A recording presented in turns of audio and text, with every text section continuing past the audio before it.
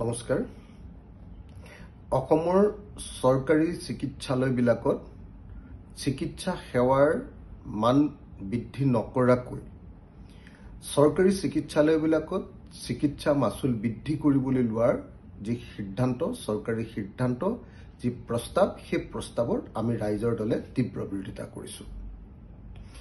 এতিয়া সকলো সংবাদ মাধ্যমতে ব্যাপক ৰূপত চৰ্চা হৈ আছে যে অসম চৰকাৰে অসমৰ সকলো চৰকাৰী খণ্ডৰ চিকিৎসালয়ৰ চিকিৎসা ব্যয় চিকিৎসালয়লৈ প্ৰৱেশ কৰিবৰ কাৰণে যি ৰেজিষ্ট্ৰেশ্যন ফিজ থাকে প্ৰথমতে গৈয়ে আগতে 10 টকা লৈছিলে সেই 10 টকাটো 20 টকা কৰিবলৈ লোৱা বুলি সিদ্ধান্ত লোৱা বুলি জানিব পৰা গৈছে। আমি ইয়াৰ তীব্ৰ বিৰোধিতা কৰিছো। তাৰোপৰি সকলোবিলাক লেবৰেটৰীৰ চাৰ্জ ব্লাড টেষ্টৰ পৰা আৰম্ভ কৰি এক্সৰেৰ পৰা আৰম্ভ কৰি সিটি স্কেনৰ পৰা আৰম্ভ কৰি যিবিলাক আগতে চৰকাৰী চিকিৎসালয়ত যিটো ৰেট লৈ আছিলে সেইটোৱে যথেষ্ট পৰিমাণে বেছি। আকৌ সেই চিকিৎসা যিটো লেবৰেটৰী খৰচ সেই ফিজটো পুনৰ বৃদ্ধি কৰিবৰ কাৰণে যি সিদ্ধান্ত লৈছে বুলি ব্যাপক ৰূপত চৰ্চা হৈছে। আমি চৰকাৰৰ এনেকুৱা মূল্য বৃদ্ধিৰ তীব্ৰ বিৰোধিতা কৰিছো। আমি আটাইয়ে জনা দৰকাৰ যে অসমৰ চিকিৎসালয়বিলাকৰ চিকিৎসা সেৱাৰ মান যথেষ্ট বেয়া, যাক ইংৰাজীত কোৱালিটি হেল্থ কেয়াৰ সাৰ্ভিস বুলি কোৱা হয় বা গুণগত চিকিৎসা সেৱা বুলি কোৱা হয়।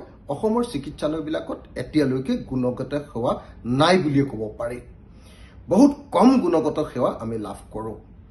অসমৰ চিকিৎসালয়বিলাকত সেইকাৰণে চৰকাৰী চিকিৎসালয়বিলাকত সেইকাৰণে সাধাৰণতে এতিয়া একেবাৰে দৰিদ্ৰ শ্ৰেণীটো আৰু নিম্ন মধ্যবিত্ত শ্ৰেণীটোৱেহে কেৱল চিকিৎসা সেৱা গ্ৰহণ কৰে।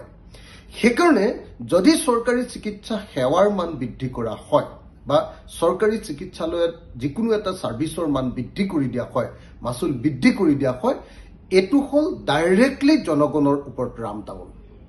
মই সেইকাৰণে এই মুহূৰ্তত অসম চৰকাৰৰ দাবী উত্থাপন কৰিছো।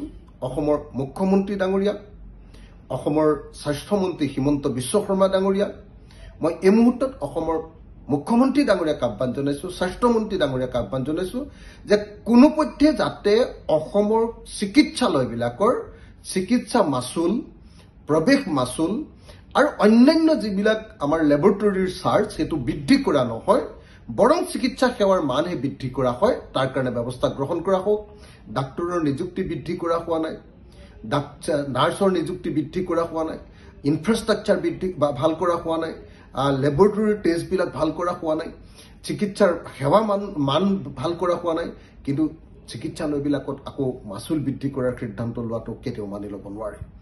যি সময়ত ৰাজ্যখনত আৰু দেশখনত চাৰিওফালে সকলো বস্তুৰ দাম বাঢ়িছে, নিত্য প্ৰয়োজনীয় সামগ্ৰীৰ দাম বাঢ়িছে, সকলো ধৰণৰ টেক্স বৃদ্ধি পাইছে, এই চৰকাৰখনৰ বিৰুদ্ধে টেক্স টেৰৰিজিম বা কৰৰ সন্ত্ৰাস চলোৱা বুলি ব্যাপক ৰূপত চৰ্চা চলি আছে। সেই সময়ত আকৌ চিকিৎসালয়বিলাকত এনেকুৱাকৈ কৰৰ সন্ত্ৰাস বৃদ্ধি কৰিবৰ কাৰণে, কৰৰ মাচুল বৃদ্ধি কৰিবৰ কাৰণে, কৰ বৃদ্ধি কৰিবৰ কাৰণে চৰকাৰে লোৱা যিকোনো সিদ্ধান্ত জনগণ বিৰোধী সিদ্ধান্ত, আৰু এনেকুৱা জনগণ বিৰোধী সিদ্ধান্তক আমি ৰাইজৰ দলে কেতিয়াও সমৰ্থন নকৰোঁ। অসমৰ মুখ্যমন্ত্ৰী ডাঙৰীয়া, অসমৰ স্বাস্থ্যমন্ত্ৰী ডাঙৰীয়া, অসম চৰকাৰ আৰু বিশেষভাৱে অসমৰ স্বাস্থ্য বিভাগক আমি আহ্বান জনাওঁ যাতে কোনোপধ্যে কোনো ধৰণৰ মাচুল বৃদ্ধি কৰা নহয়। তাৰ কাৰণে চৰকাৰৰ ওচৰত আমি দাবী জনালো।